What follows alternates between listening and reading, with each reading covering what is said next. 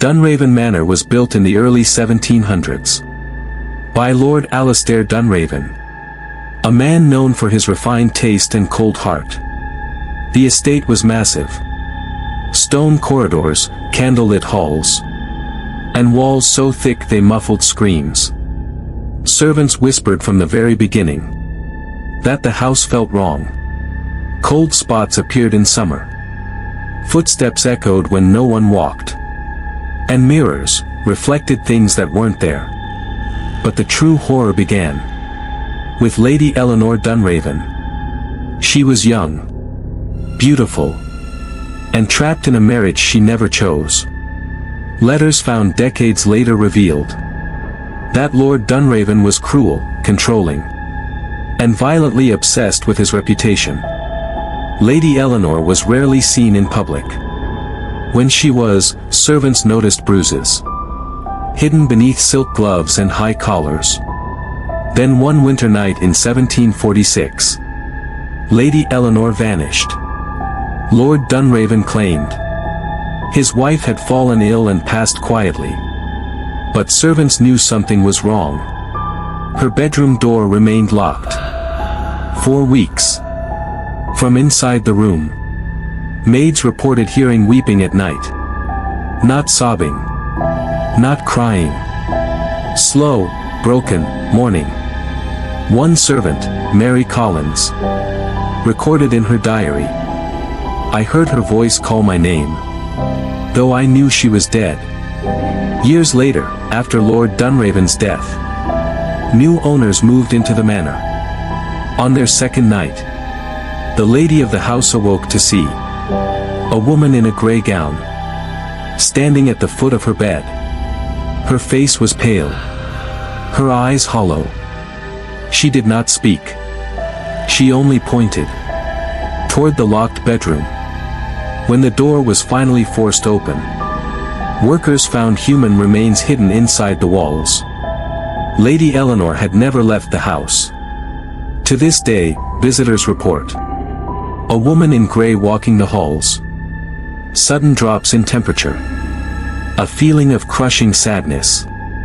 Whispering near locked doors. And always, the smell of old perfume and cold stone. Dunraven Manor is now empty. No one stays longer than one night. But Dunraven Manor was only the beginning. Because the next estate was far grander, far richer. And what happened there was not hidden behind walls. It was witnessed by hundreds of people. Aristocracy believed their blood made them untouchable. But the dead do not respect titles. And the next tale proves it. In France, there is a saying among old aristocratic families: if the walls remember your sins, they will never let you leave. And nowhere is this truer than Château de Montclair. A palace of marble halls, gold chandeliers, and blood-soaked history. This is not a rumor. This is not folklore. This haunting was witnessed by nobles, servants, soldiers, and even government officials. And it began with a woman who lost her head. Literally. Château de Montclair was built in the late 1600s. On a hill overlooking vineyards and villages. It belonged to Count Henri de Montclair, a man known for extreme wealth, and even more extreme pride. The chateau hosted lavish balls, masked gatherings, and royal visits. Music echoed through its halls. But behind the silk curtains and smiling faces, something terrible was happening. Countess Isabel was admired across France. Elegant, intelligent, and dangerously outspoken. At a time when noble women were expected to stay silent, Isabel questioned politics, religion, and power. She wrote letters criticizing corruption within the aristocracy, and that made her enemies, including her own husband. In 1792, during the French Revolution, Count Henri accused his wife of conspiring against the monarchy.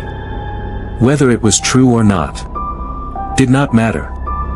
She was arrested, dragged through the chateau halls, as servants watched in silence. One maid later wrote, "Her eyes were calm, as if she already knew she would return." Countess Isabel was publicly executed by guillotine in Paris. Witnesses said she did not scream. She did not beg. Her final words were reported as, "You will never forget me." Her body was buried in an unmarked grave, but her spirit went home. The very night after her execution, guards at Chateau de Montclair reported a woman walking headless through the gardens, blood dripping onto white marble floors, soft sobbing near the ballroom. Then came the most horrifying sight.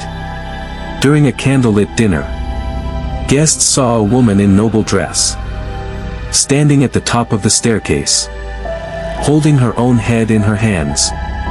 Her mouth moved, but no sound came out. This was not a single sighting. In 1801, during a royal gathering, over 30 guests witnessed the apparition. Panic erupted. Wine glasses shattered. Women fainted. Men ran. A soldier later testified, "She looked at us with eyes full of judgment. Not anger. Judgment." From that night onward, the chateau gained a reputation no amount of money could erase. To this day, visitors report a headless figure walking at dusk, whispering in French saying, "Remember." Cold winds inside sealed rooms. Portraits bleeding from the neck. Even skeptics leave shaken. What makes this haunting worse is not the ghost itself. It's where she appears. She is often seen during celebrations, during music, during laughter, as if reminding the living that joy built on injustice never lasts. But Chateau de Montclair is not the most disturbing estate, because the next house did not just contain one ghost. It produced generations of madness. And what happened inside its walls was recorded by doctors. Power corrupts. But isolation destroys the mind. And the next aristocratic family learned this the hard way. A British estate linked to inherited insanity. Children speaking in dead ancestors' voices. Medical records proving something unnatural. Some houses are haunted by spirits. Others are haunted by something worse. Memory. Blackthorn Estate was not known for screams or sudden apparitions. It was known for something far more terrifying. Every generation that lived there slowly lost their sanity. And the evidence was not superstition. It was written in medical records. Blackthorn Estate stood deep in the English countryside, surrounded by dense forest and constant fog. Built in 1682, it belonged to the Holloway family. Old aristocracy with a perfect public image. From the outside, the estate looked peaceful. But servants refused to stay long. They complained of whispering at night, being watched from portraits, sudden crushing headaches. Most disturbing of all, children spoke to people who were not there. The Holloways believed deeply in lineage. They kept detailed family journals, dating back over 200 years. And those journals revealed a pattern.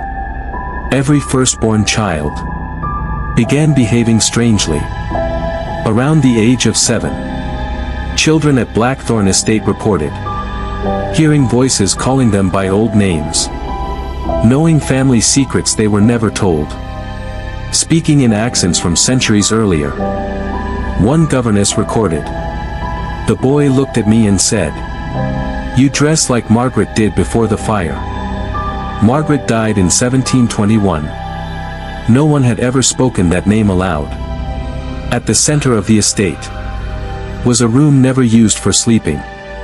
The mirror room. Floor-to-ceiling mirrors. No windows. Always cold. Children were drawn to it. One doctor later wrote, "They claim the mirrors show not reflections, but memories." Several children were found standing there for hours. Unresponsive. Whispering. In 1819, Sir Edward Holloway locked himself in his study. When servants forced the door open, they found him rocking in a corner. He kept repeating one sentence. "They want their lives back." Doctors diagnosed him with hereditary insanity. But something did not add up. Over decades, physicians documented identical symptoms. In different generations. Night terrors at the same age. Hallucinations describing the same people. Obsession with specific rooms. Fear of mirrors. One doctor concluded, "This is not mental illness. It behaves like inheritance." In 1893, a distant cousin uncovered sealed journals. They revealed a dark secret. In the early 1700s, the Holloways used the estate to imprison unwanted relatives. Those considered mad. Those who embarrassed the family. They were locked in rooms. Ignored. Left to die. Their names erased. But their presence remained. From that point onward, paranormal activity intensified. Children speaking in dead relatives' voices. Faces appearing in mirrors behind reflections. Cold hands touching shoulders. Screams echoing from sealed corridors. One nurse fled the estate screaming, "They are inside the walls." What made Blackthorn Estate unbearable was not fear. It was confusion. Victims couldn't tell which thoughts were theirs, which memories were borrowed. People began losing identity. One child wrote in a notebook, "I am not me today." By 1936, Blackthorn Estate was permanently abandoned. The final Holloway heir died in an asylum. His last recorded words, "The house remembers us all." To this day, the estate is sealed. Locals avoid the forest. And mirrors from the house were destroyed. But the next estate was not abandoned. It remained active, alive. And what haunted it was not the past, but something that followed people out.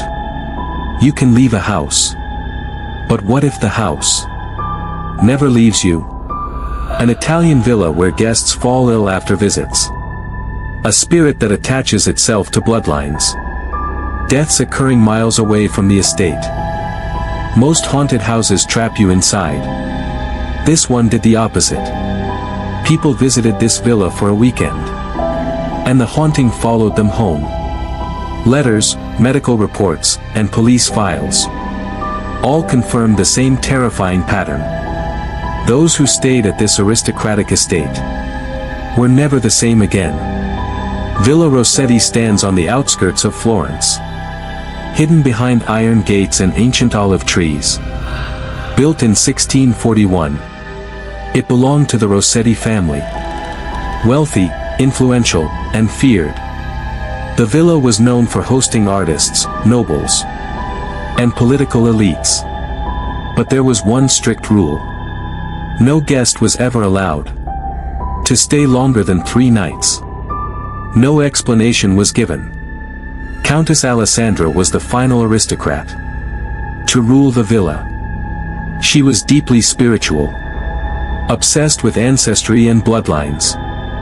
Servants said she spoke to empty rooms and kept journals locked in her bedroom. Her last diary entry read, "It grows stronger when it is seen." She died suddenly in 1888. After her death, the villa was closed for decades. In the 1920s, the estate was reopened as a private retreat for wealthy travelers. At first, nothing seemed unusual. But within weeks, complaints began to surface. Guests reported being watched while sleeping, nightmares of a faceless woman, waking with unexplained bruises. Then came the pattern.